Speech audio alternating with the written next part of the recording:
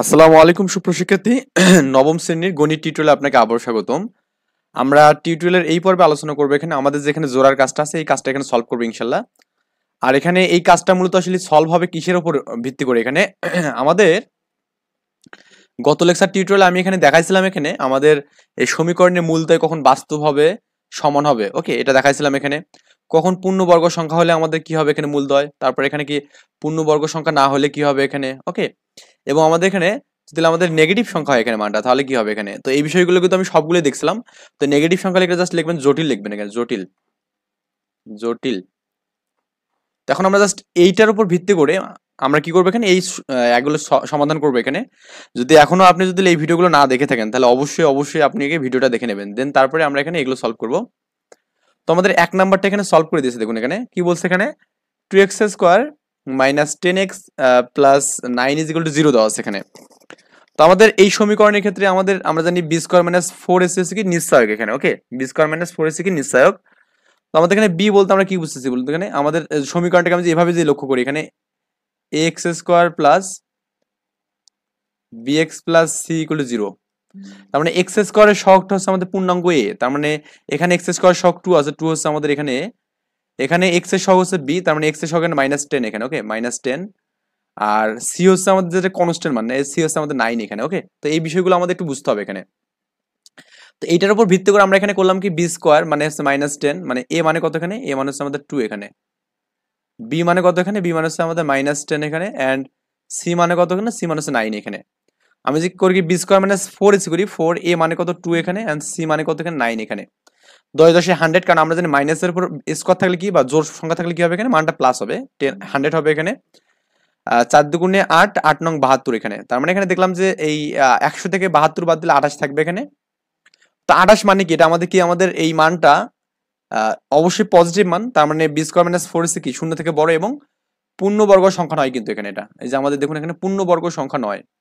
এ পূর্ণবর্গ সংখ্যা না হলে কি হবে এখানে মূলদয় বাস্তব হবে, অসমান হবে এবং কি অমূলদ হবে এখানে। তো আমি এখানে লিখবো এইভাবে, বাস্তব হবে, অসমান হবে এবং অমূলদ হবে, এভাবে লিখবো এখানে। যদিও আমাদের বইয়ের গ্যাপগুলো একটু হালকা একটু স্কিপ মানে ছোট ছোট করে দিয়েছে, তো আমরা একটু চাইবো কি সব থেকে ক্ষুদ্র ক্ষুদ্র ভাবে লেখার ট্রাই করবো, ওকে। আমরা করবো কি কলম দিয়ে খুব ছোট ছোট ভাবে লেখার ট্রাই করবো এখানে। তো আমরা এখানে 2 নম্বর ম্যাথটা সলভ করি, এখানে এখানে কি আছে 7x square minus x plus 2 equal to 0। 2 number 7x square কি আছে এখানে minus x plus 2 is equal to 0 এখানে। তো আমাদের এই সমীকরণের ক্ষেত্রে এখানে কি কি আছে একটু করি, এখানে এখানে এ কত এখানে, এ হচ্ছে আমাদের 7, ওকে। বি কত এখানে, এখানে বি হচ্ছে এক্স এর সহগ, এক্স এর সহগ কিছু না মানে 1 না, তার মানে যেহেতু মাইনাস আছে -1 হবে এখানে। এবং সি কত এখানে, সি হচ্ছে আমাদের 2 এখানে। অতএব নিশ্চায়ক নিশ্চায়ক কি হবে, নিশ্চয়ক কত হবে, ও এটা 29 তো হবে এখানে, এটা আমাদের রস্যই হবে না, 29 তো হবে এখানে, ওকে। নিশ্চয়ক বি স্কোয়ার মাইনাস 4ac। তো বি মানে হচ্ছে -1 এর উপর স্কোয়ার হবে এখানে -4 ইন্টু এ মানে হচ্ছে আমাদের 7, ওকে। আর সি মানে কত এখানে 2 এখানে। তো মানটা আমাদের কত হচ্ছে 1 মাইনাস কত হচ্ছে 4 দুগুণে 8, 27 তে 56 হবে এখানে, তার মানে -56, মানে এটা আমি বিয়োগ যে করি কত হবে এখানে -55 হবে। তার মানে মানটা কিন্তু দেখুন নেগেটিভ আসছে এখানে মানটা, ওকে, কি আসছে মানটা নেগেটিভ আসছে এখানে। সো আমরা এখানে দেখতেছি মানটা কি আছে নেগেটিভ আসছে এখানে। সো আমরা এই অংশটাই শুধু লিখবো এখানে, এখানে লিখবো -1 এরপর হোল স্কোয়ার 4 ইন্টু 7 ইন্টু 2 মানে কত হবে এখানে, মানটা ক্যালকুলেশন করে একদম ফাইনালি মানটা এখানে 55 হবে এখানে, ওকে। এই মানটা পেলাম। তার মানে আমাদের এখানে যে মানটা হয়েছে সেটা হচ্ছে আমাদের বি স্কোয়ার মাইনাস 4ac এর মানটা কি এখানে ঋণাত্মক মান, এখানে কি মান হবে ঋণাত্মক মান হবে এখানে, ওকে। তো ঋণাত্মক মান হলে যেন আমরা কি পড়ছিলাম এখানে, ঋণাত্মক মান হলে আমাদের কোনো বাস্তব মূল নেই বা আমাদের জটিল সংখ্যা এখানে, ওকে, কি হবে এখানে জটিল হবে এখানে, লিখবো এখানে জটিল, লিখবো এখানে জটিল। জাস্ট এতটুকু, এখানে এতটুকু করলে আমাদের এনাফ। এরপর হচ্ছে আমরা এখানে করবো কি 3 নাম্বার ম্যাথটা করবো এখানে সলভ। 3 নাম্বার ম্যাথটা আমাদের কি আছে, প্রথমত আমাদের তুলতে হবে এটা -5 plus 7x plus 6x square আছে এখানে। তো আমি 3 নাম্বার ম্যাথটা তুলি এখানে, -5 প্লাস 7x প্লাস কত এখানে 6x স্কোয়ার, না 6x স্কোয়ার আছে এখানে, ইজ ইকুয়াল টু 0। তো আমি এটাকে একটু সাজায় লিখতে পারি, হবে না? 6x² plus 7x minus 5 equal to 0 এখানে। তো আমাদের এখানে কি কি আছে? এখানে a is equal to 6, b is equal to 7 এবং c কিন্তু আমাদের কত এখানে বলতো -5 এখানে। ওকে, c ইজ ইকুয়াল টু আমাদের কত -5 হবে এখানে। আচ্ছা, তাহলে অতএব লিখবো কি নিশ্চায়ক লিখবো এখানে, নিশ্চায়ক। আচ্ছা, নিশ্চায়কের দন্তনয় দেয়নি এখানে, সো আমাদের ভালো করে একটু মিনিং গুলো। নিশ্চায়ক, নিশ্চয় কত হচ্ছে b² মাইনাস 4ac। b² মানে কত এখানে 7, 7 এর উপর স্কোয়ার হবে এখানে -4, এ কত এখানে 6 আর সি কত এখানে -5 এখানে। ওকে, তো এখানে b² মানে কত হবে এখানে b² মানে কত এখানে, b² মানে হচ্ছে আমাদের 7। ওকে, তো লিখবো যে 7 এর উপর স্কোয়ার লিখবো এখানে, মানে b মানে হচ্ছে 7, আমি 4 কেন লিখলাম এখানে, এটা 7 এখানে, সরি। 7 7 49 হবে এখানে, আর এই মাইনাস আর এই মাইনাস কত প্লাস হবে এখানে, 5 6 30, 3 4 12 মানে 120 হবে এখানে, 120। এই সবগুলো যোগ করলে কত হবে এখানে 169, মানে এটা কিন্তু লেখা যাবে 13 এর উপর কি করা যাবে স্কোয়ার দেওয়া যাবে, 13 এর উপর স্কোয়ার মানে 169 হবে এখানে। ওকে, তার মানে আমাদের এখানে এই মানটা তো অবশ্যই পজিটিভ, তো পজিটিভ আবার কি পূর্ণবর্গ কিন্তু হচ্ছে এখানে, কি হচ্ছে পূর্ণবর্গ। তো আমি এখানে লিখবো 7 এর উপর স্কোয়ার মাইনাস এটা লিখবো আর কি, এই মানটা একটু লিখে দেবো, কি হবে এখানে 7 এর উপর স্কোয়ার মাইনাস 4 ইন্টু 6 ইন্টু -5 এখানে। তো এটা ক্যালকুলেশন করে পেলাম 169 পেলাম এখানে। ওকে, 16 কি পেলাম 9 পেলাম। তো আমি জাস্ট এটা একটু ছোট্ট করে একটু লিখতেছি এখানে, মানে কারণ আমাদের একটু এটা লিখতে হবে এখানে।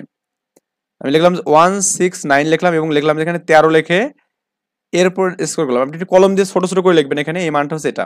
আপনি চাইলে এটাকে আরেকটু উপর লিখতে পারেন এখানে, কারণ আমাদের একটু সুন্দর করার জন্য এখানে 7 এর উপর স্কোর করবেন -4 এসি এখানে। তো 6 ইন্টু কত এখানে মাইনাস কত 5 হবে এখানে, এটা করে কত 169 পাবেন এখানে। ওকে, এন্ড 13, তার মানে এই যে b² মাইনাস যে 4ac পাচ্ছেন এখানে, এই মানটা কিন্তু আমাদের শূন্য থেকে বড় এবং কি পূর্ণবর্গ। এখানে লিখবেন যে এই মানটা একটু আমাদের বড় হয়ে যাচ্ছে, এগুলো একটু ছোট ছোট করে লিখতে হবে এখানে। লিখবেন কি এখানে b² মাইনাস 4ac শূন্য থেকে বড় এবং কি বলুন এখানে পূর্ণবর্গ লিখবেন এখানে, এবং পূর্ণবর্গ সংখ্যা। ওকে, এই কথাটা একটু লিখে দেবেন, ছোট ছোট করে লিখবেন। আর যেহেতু আমাদের পূর্ণবর্গ সংখ্যা, তার মানে আমাদের এখানে যদি পূর্ণবর্গ সংখ্যা এই যে আমাদের এটা যে হয় এখানে, তাহলে হবে কি বাস্তব, অসমান এবং কি মূলদ হবে এখানে। কি হবে বাস্তব, অসমান ও মূলদ হবে। লিখবো যে এখানে ছোট ছোট করে লিখবো যে বাস্তব, বাস্তব অসমান, হ্যাঁ অসমান ও মূলদ। আচ্ছা, মূলদ লিখবো এখানে মূলদ। ওকে, মূলদ, এই বিষয়গুলো লিখবো এখানে। এন্ড 4 নাম্বার যে ম্যাথটা আমাদের এখানে আছে সেটা আমাদের সলভ করি এখানে। আচ্ছা, এখানে আমাদের কি আছে -2x প্লাস 5 -3x² এখানে আছে। ওকে, তো এটা আমরা আগে প্রথমত তুলবো এখানে 4 নাম্বার ম্যাথটা, -2x plus 5 -3x² is equal to 0। তো আমি এটা একটু সাজে লিখতে পারি এভাবে, -3x টাকে সামনে নিতে পারি, -3x² -2x plus 5 equal to 0 এখানে। তো আমাদের এখানে কি কি হচ্ছে বলুন তো, এখানে এখানে a ইকুয়াল টু কিন্তু আমাদের x² সহগ -3 আছে এখানে, -3, b মানে কত এখানে x এর সহগ কত -2 আছে এখানে, -2,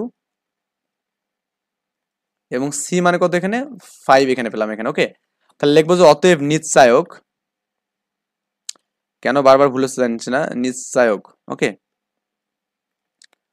b² মাইনাস 4ac এখানে।